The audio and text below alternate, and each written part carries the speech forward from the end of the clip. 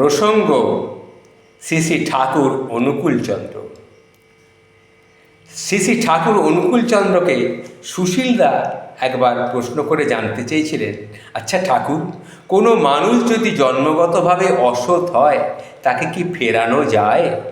তখন ঠাকুর বলেছিলেন, লাভ does not consider anything impossible.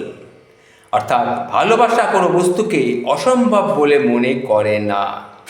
আমি যদি কাউকে ভালোবাসি তাহলে একথা মনে করব না যে তার পরিবর্তন অসম্ভব, এটা ঠিক নয়।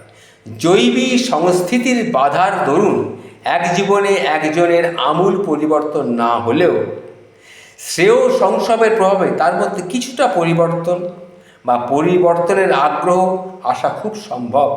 ওই ভাববীজ তার জন্মান্তরের পরে আবার যখন জন্ম হবে, সেই ভাববীজ তার আস্তে আস্তে অঙ্কুরিত হবে এবং তার জন্মান্তরের পরে কিছুটা উন্নতি হবেই, সে আগের অবস্থায় আর থাকবে না।